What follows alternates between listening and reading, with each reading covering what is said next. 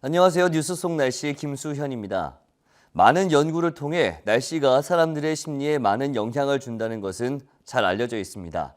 그런데 날씨가 사람들의 심리만 아니라 학습 능력이나 인지에도 많은 영향을 준다고 합니다.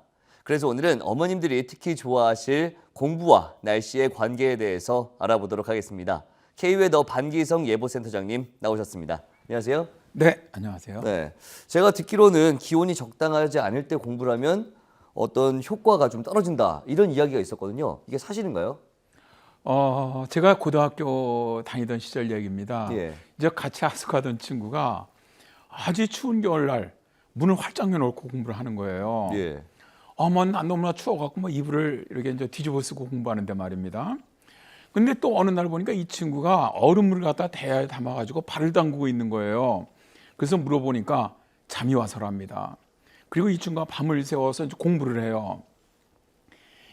그래서 이제 그 친구의 무서운 집념에 도저히 내가 저 친구를 따라잡기는 어렵겠구나 이렇게 생각을 했는데 그런데 놀랍게도 시험만 보면 거의 꼴찌예요. 네.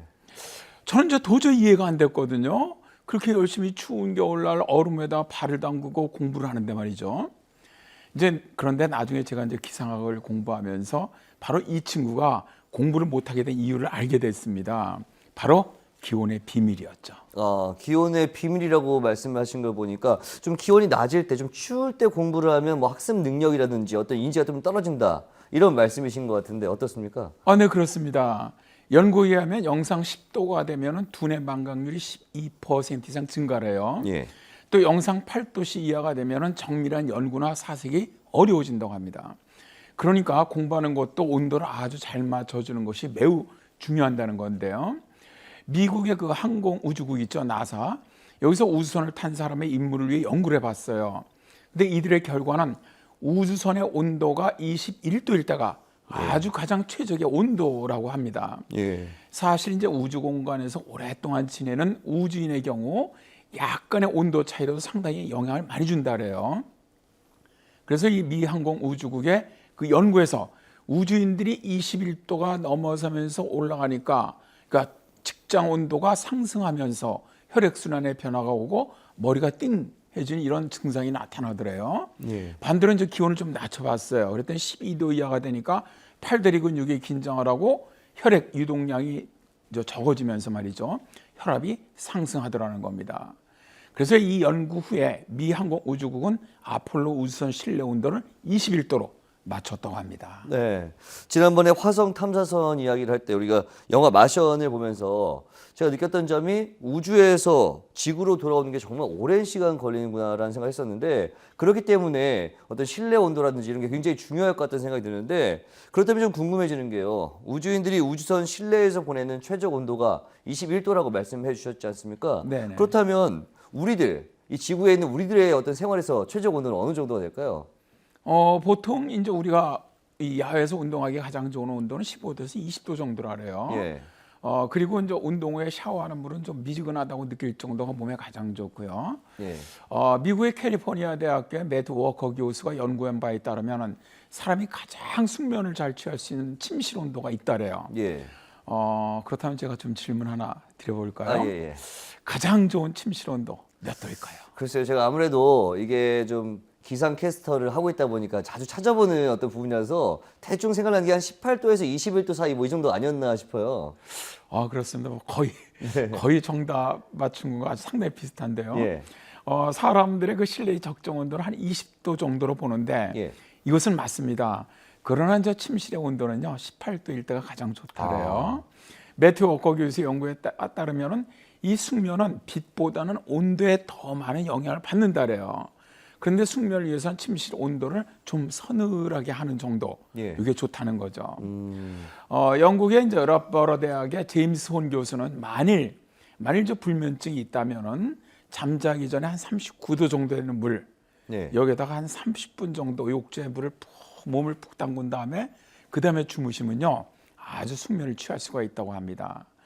이 샤워만 우리가 되게 많이 하지 않습니까? 그렇죠. 이건 뭐 큰 효과는 없다고 합니다. 좀 말씀을 들어보니까 저희가 얼마나 약간은 덥게 살고 있었나, 계절 구분 없이 살고 있었나라는 생각이 좀 들기도 하네요. 근데 여기서 중요한 겁니다. 우리 많은 시청자분들, 특히 어머님들께서 궁금해하실 게 그렇다면 몇 도의 온도가 우리 자녀들이 공부하기 좋은 온도일까 이거거든요. 이거는 저 페플러라는 그 학자가 미국 포틀랜드의 학교들 중에서 에어컨이 설치된 학교, 그리고 에어컨이 설치되지 않은 학교, 학생들을 한번 조사를 해봤어요. 그랬더니 에어컨이 설치되지 않은 학교에서 기온이 올라갈수록 학생들의 수업 집중도가 떨어지는 것을 보여주었습니다. 이게 무슨 말이냐 하면은 적정한 기온을 맞추어 주는 것이 학업 성적에 많은 영향을 준다는 거죠. 우리나라에서 이제 최일임 씨가 이런 연구를 했는데 예. 자녀들이 공부를 하는데 주의를 집중하는 가장 좋은 온도는 20도 정도라고 해요. 네. 그래서 이 집중도는 기온이 올라가면서 점차 낮아지다가 28도가 되면 아주 급격히 집중력이 떨어진다래요. 네. 또 이런 결과는 다른 연구에서 비슷하게 나오고 있는데요.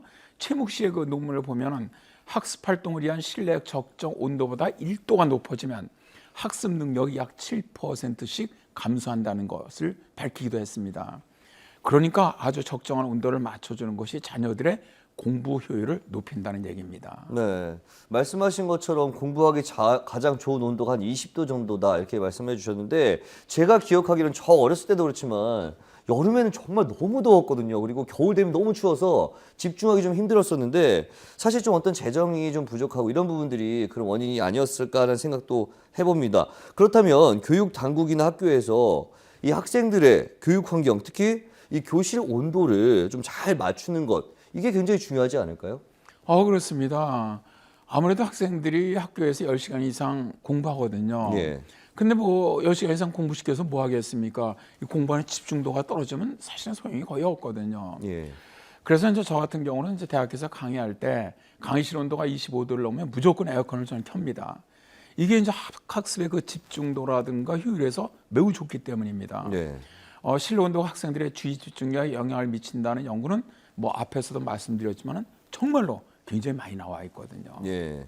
공부와 기온과의 관계를 지금 말하고 있는데 꼭 기온만 관계가 있지는 않을 것 같다는 생각이 들어요. 뭐 습도라든지 조명이라든지 이런 것도 관계가 있을 것 같은데 어떻습니까?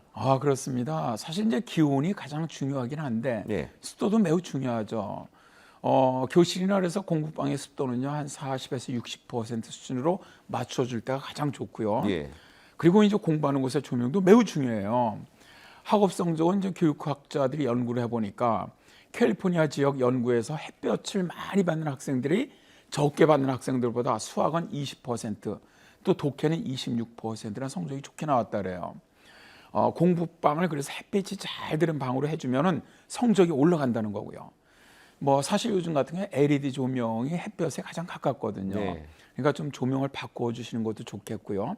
이렇게 이것만 해주셔도요. 사실 자녀들 성적이 올라가는데 상당한 도움을 보실 수 있을 겁니다. 네. 그리고 이제 조명도 직접 조명보다는요 좀 반사되는 빛을 이용하는 간접 조명 방식이 좋다고 합니다.